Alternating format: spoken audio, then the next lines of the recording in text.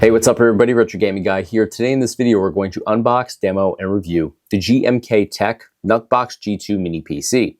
Now this Mini PC offers the Intel 12th generation Alder Lake N100 processor, along with Intel UHD graphics, a 512GB SSD installed within, running Windows 11, and it should have speeds of up to about 3.4 gigahertz. So it seems to be pretty impressive. Let's dive into this. First, we're going to unbox it. Then we'll demo it with some retro gaming through Batocera, see what the performance is like on here, and we'll jump back out and talk about the experience. All right, guys, here we have our mini PC box here from GMKtec. So we'll go ahead and we'll start unboxing this.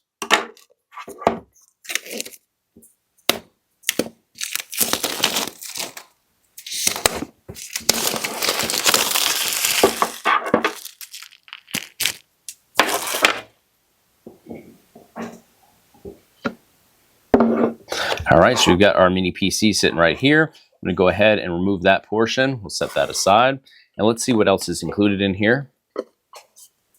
So first and foremost, looks like we have our user manual nicely laid out within here.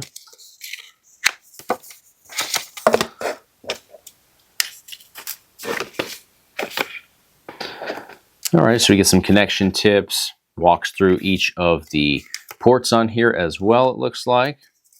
Nice diagram, so it does seem to be quite thorough, and it's in multiple languages in the back. So go ahead and put this back in there.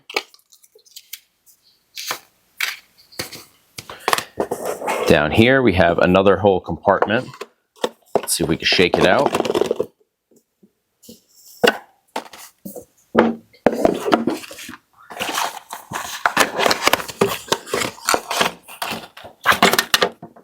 All right, so a bunch of stuff inside here. Here's our warranty card from GMKtec. We have a mounting bracket, so this looks like it would be easily mountable. It's very compact from what I can see. So we have those. We have our power supply cable. This is going to connect via Type-C connection right here, likely to the back side of our mini PC. And then we have what looks like a regular HDMI cable here.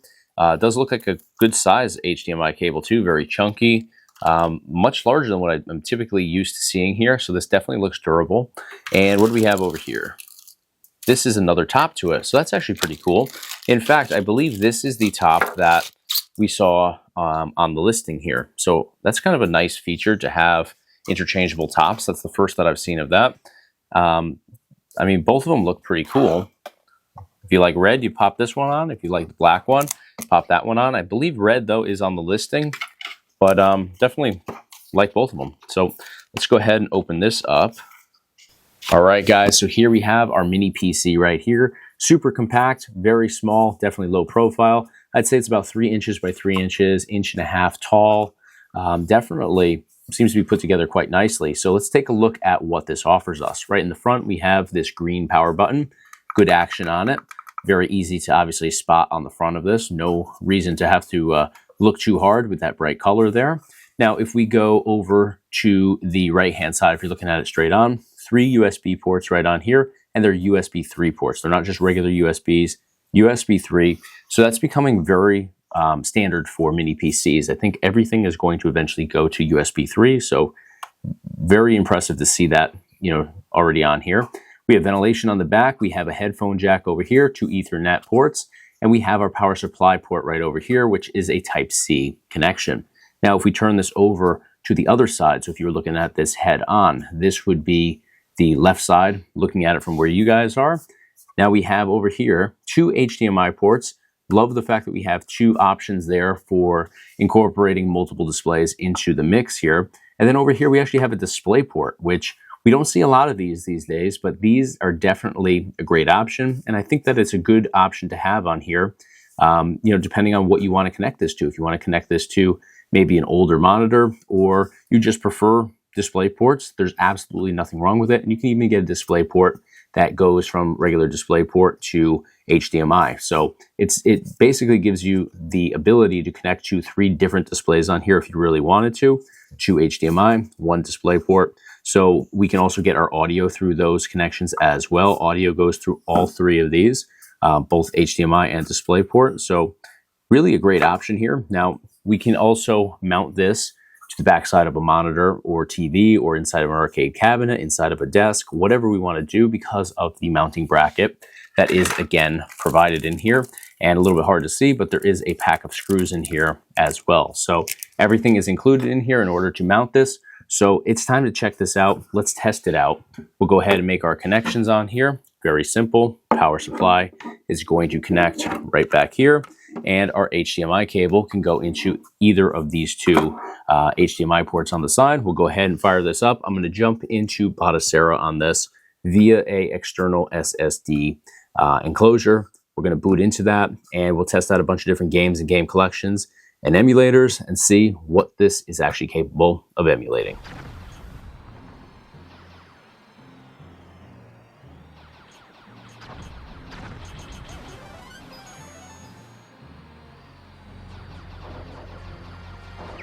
Knock it off! Try a somersault!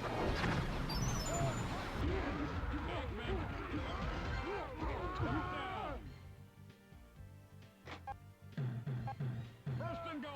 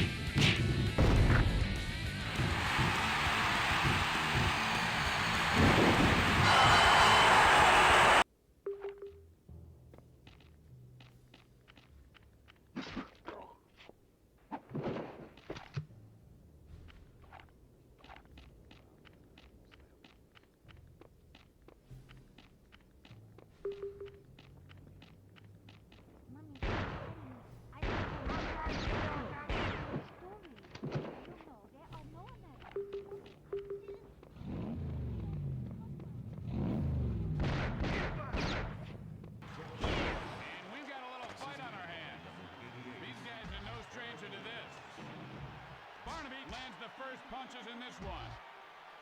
Oh, that punch made him forget grades 1 through 4. Barnaby destroyed him. McKenna couldn't keep it together. He's headed to the bench.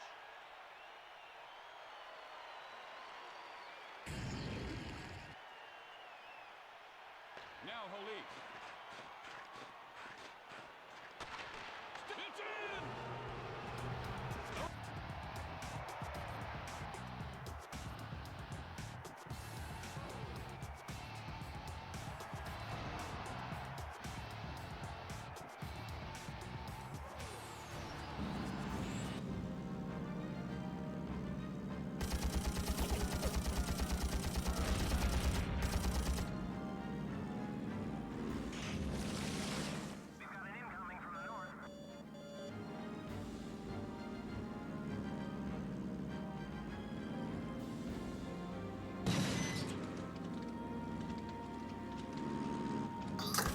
All right, guys, so we just jumped out of testing this GMKtec mini PC. And before we dive into the performance of this, I want to talk about the layout and design.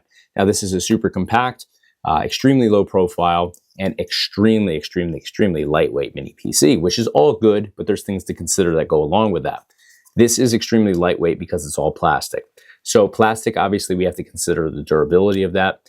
Now, there's mini PCs out there that are entirely metallic. Obviously, metal is much more durable than plastic. So, if I were to drop this from 5 feet up, like right here, dropped it on the floor, I would bet my life that there's some damage on it. Whether it's just a simple crack on a corner or the whole thing, ends up crumbling away. There's definitely risk involved depending on how you're going to use this. If you're going to have it on a desk, or you're going to have it on a mantle, or you have kids like I do, or you're going to be traveling with this, these are situations where you want to consider durability. So, if you were to install this on the backside of a monitor or a TV, or the inside of a desk, or the side of a desk, or the inside of an arcade cabinet, then you would be able to ensure that this has no risk of, really getting damaged. You're not going to drop it as long as you mount it properly, and it comes with a mounting bracket. So I think those setups would be ideal for something like this, just because you're minimizing your risk. If you're traveling with it, it certainly could be a great option, but you have to be a little bit more careful. Same goes for if you have it in any of those other risky scenarios or situations. So in terms of port options on here, great layout. We have 3 USB 3 ports on here. We have 2 Ethernet ports on the back. We have multiple display options here, 2 HDMI, 1 display port. So no matter what you want to actually connect this to in terms of display, this definitely has your back, and you're going to have lots of options there. We also have a headphone jack on here, which comes in handy with arcade modding and stuff like that, because you could go ahead and connect speakers to this too very easily if you wanted to. So lots of great options here. The only thing that I would look for and wish it had, we have the Type-C connection for a power supply, but we don't have another Type-C connection on here, and we're seeing more and more things use Type-Cs. So I would love to see, a Type-C port on here that we could actually connect devices to. That would be a great option. Maybe something to consider for them in the future with future models, but that's me really nitpicking. But this definitely offers lots of connection options on here, and I think it would be a good fit for pretty much anything, whether you want to game on here or just use it as a regular, desktop sort of PC or office PC. So great options here. Now let's talk about the performance. So I actually had a great experience on here. The processor's got some decent power to it. It's not super high end by any means. The graphics on here are pretty minimal. They're not, top of the line. They're not exceptional, but still you get some great performance out of this. So we were able to dive into pretty much all of our retro collections up until Nintendo Switch and PS3. We got into Wii U, in fact. Wii U was actually very good. PS2 was great. Xbox is a little bit dicey. There's some titles that actually perform really well. We saw in WWE Raw 2. It was actually a decent experience. I won't say it was perfect, but it was decent enough.